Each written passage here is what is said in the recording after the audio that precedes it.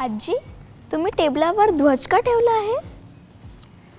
हा ध्वज खरं तर आपल्या अभिमानाचं, भारतीय म्हणून आपल्याला मार्गदर्शक ठरणाऱ्या प्रतीकाचं, आपल्या मूल्यांचं प्रतीक आहे. बाबांनी आम्हाला त्याच्या रंगाबद्दल सांगितलं ना, केसरी धैर्याचा, पांढरा शांतीचा आणि हिरवा प्रगतीचा. आणि ते केंद्रातलं अशोक चक्र नाही विसरायचं.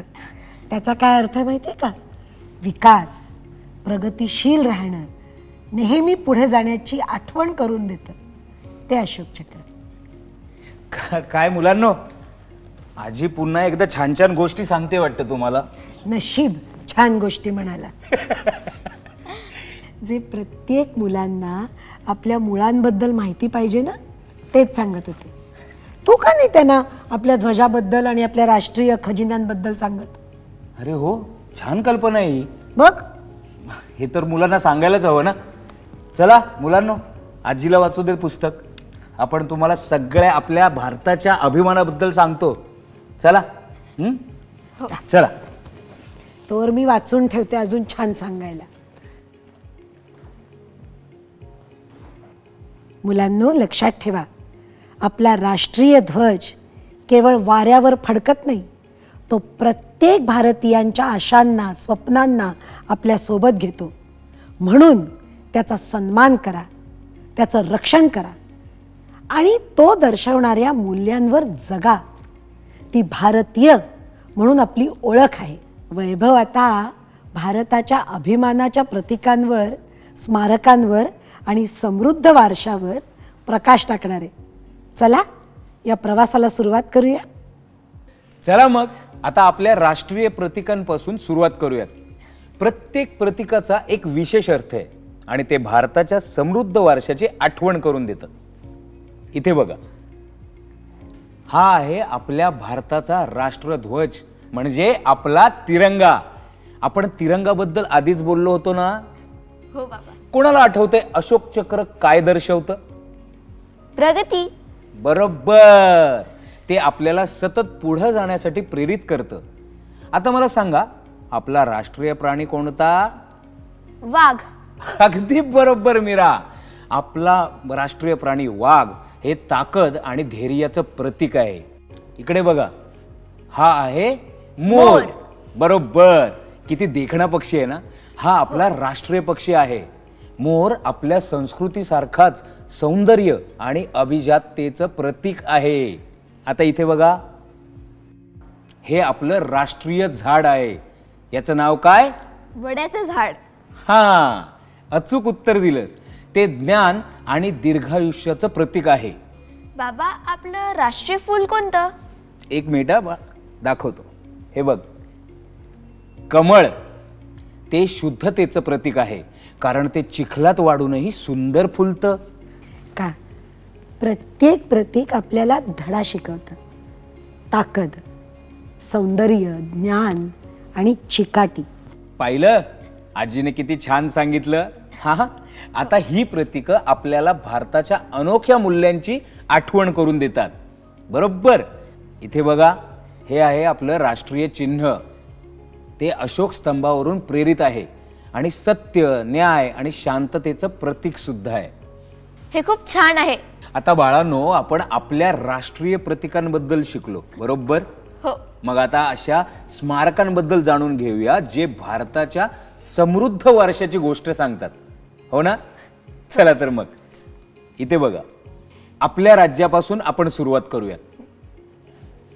हे आहे पुण्यातील शनिवारवाडा, मराठा साम्राज्याचं मुख्य ठिकाण. तुम्हाला माहिती आहे का हे कोणी बांधलं? छत्रपती शिवाजी महाराजांनी. जवळपास उत्तर बरोबर आहे, पण हे त्यांच्या वंशज म्हणजे पेशव्यांनी बांधलं. हे त्यांच्या शौर्याचं आणि प्रशासन कौशल्याचं प्रतीक आहे. आता हा दुसरा फोटो बघा, ताजमहाल. हे भारतातील सर्वात प्रसिद्ध स्मारकांपैकी एक, ताजमहाल. बाबा, हे किती सुंदर आहे. अगं हो, हे जगातील 7 आश्चर्यांपैकी एक आहे. हे फक्त एक स्मारक नाहीये, भारतीय कारागिरांच्या कौशल्याचं उत्कृष्ट उदाहरण आहे. हो. आता इकडे बघा, हे आहे कोणार्कचं सूर्य मंदिर. ओडिशामधील एक अद्भुत वास्तू, एका विशाल रथाच्या आकाराचं आहे ना, आणि प्राचीन भारतीय वास्तुकलेची प्रगतता दाखवतं. बाबा, हे किती जुनं आहे. अगं, हे 13व्या शतकात बांधलं गेलं होतं. तेव्हा आधुनिक साधनांशिवायही त्यांनी इतकी भव्य वस्तू कशी तयार केली असेल, विचार करा. विचारही होत नाहीये ना. आता हे बघा, हे आहे स्टॅच्यू ऑफ युनिटी. गुजरातमध्ये आहे बरं का. हे जगातील सर्वात उंच पुतळा सरदार वल्लभभाई पटेल यांना समर्पित आहे, ज्यांनी स्वातंत्र्यानंतर देश एकत्र केला. हा किती उंच आहे. हो, तो एकतेचं आणि सामर्थ्याचं प्रतीक आहे. अशी स्मारकं आपल्याला त्या व्यक्तींच्या आणि घटनांच्या कथा सांगतात, ज्या आपल्या देशाला आकार देणाऱ्या ठरल्या आहेत. हो, अगदी बरोबर बोललीस आई. किती छान सांगितलं ना आजीने. प्राचीन भारताच्या जगाला दिलेल्या योगदानाबद्दल जाणून घेऊयात ना. जाऊयात पुढे. चला मग. तर मुलांनो, आता आपण प्राचीन भारताने जगाला दिलेल्या अद्भुत योगदानांबद्दल बोलूयात. इथे पहा, हा काय आहे? शून्य. तुम्हाला माहिती आहे का, शून्य हा आकडा भारतात शोधला गेला. तो त्याशिवाय आधुनिक गणित शक्यच झालं नसतं. खरंच? म्हणजे भारताने सगळ्या जगाला गणितात मदत केली. हा, प्राचीन गणितज्ञ आर्यभट्ट यांनी शून्याचा शोध लावला. आणि हो, कठीण गणित त्यामुळेच सोडवणं शक्य झालं. आता हे बघा, हे काय आहे? हे आपलं आयुर्वेद आहे, जगातील सर्वात प्राचीन औषध प्रणालीपैकी एक. यात नैसर्गिक उपायांद्वारे शरीर आणि मनाचं संतुलन राखण्याचं शिक्षण दिलं जातं. म्हणजे औषधही भारतात सुरू झाली. अगदी बरोबर मीरा. आजही जगभरातील लोक आरोग्य चांगलं ठेवण्यासाठी आपल्या आयुर्वेदाचा उपयोग करतात.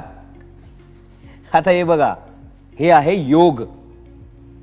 हे फक्त व्यायाम नाही, तर मन शांत करण्याचा आणि शरीर मजबूत करण्याचा मार्ग आहे. आजी दररोज योग करते. कारण योग मला निरोगी, सौष्ठवपूर्ण, तंदुरुस्त आणि आनंदी ठेवतो. पाहिलं का बाळांनो, आजी का तंदुरुस्त आहे ते? आणखी एक देणगी इथे बघा, बुद्धिबळ, ज्याला आपण चतुरंग म्हणतो. हे आपल्याला रणनीती करायला शिकवतं आणि विचार करण्याची क्षमता सुद्धा वाढवतं. मला बुद्धिबळ खेळायला खूप आवडतं. छान. आता ते पुढे कसं विचार करायचं आणि समस्यांचं समाधान कसं करायचं ते शिकवतं. या योगदानांवरून आपले पूर्वज किती प्रगत आणि किती ज्ञानी होते हे लक्षात येतं. हो, यामुळेच प्राचीन भारताने ज्ञानाचा जो वारसा सोडलाय तो आजही जगाला प्रेरित करतो. आता आपण पुढे भारताच्या सांस्कृतिक विविधता आणि एकतेच्या सौंदर्याबद्दल बोलूया. हा, हो. भारत म्हणजे एक सुंदर गोधडी, जी विविध संस्कृती, भाषा आणि परंपरांनी विणली गेली आहे. तर मग आता आपण पाहूयात प्रत्येक राज्य आपलं वैशिष्ट्य कसं सोडतं. हो. हे बघा, हे आहे आपला महाराष्ट्र. या महाराष्ट्रात आपला पोशाख आहे पैठणी साडी आणि धोती कुर्ता. आपलं खाणं म्हणजे पुरणपोळी आणि वडापाव. मला पुरणपोळी खूप आवडते. हो. हा आहे पंजाब. इथे रंगीत भांगडा नृत्य आणि मक्याची रोटी आणि सरसों का साग खूप प्रसिद्ध आहे. प्रत्येक राज्य इतकं वेगळं असतं का? हो. अगं, केरळमध्ये तर लोक ओणम सण मोठ्या थाटामाटात साजरा करतात आणि राजस्थानात ते रंगीत घुमर नृत्य सादर करतात. हे माहिती आहे ना तुम्हाला? आता हा बघा, नकाशा.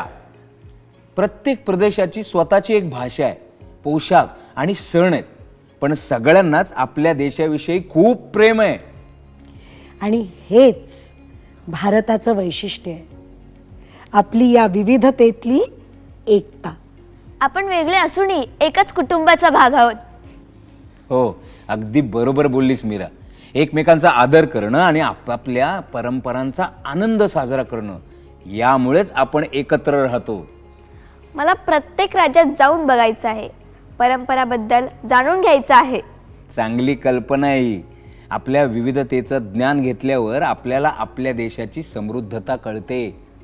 लक्षात ठेवा मुलांनो, एकतेतच आपली ताकद आहे. आपण कुठूनही आलो असलो ना तरी आपण सगळेजण भारतीय आहोत, हीच आपली खरी ओळख आहे.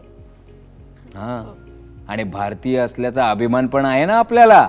हो बाबा. आजी किती छान सांगते ना. आता आपण भारतीय संविधानात डोकावूया आणि आपली लोकशाही घडवण्यात त्याची भूमिका काय आहे ती समजून घेऊया.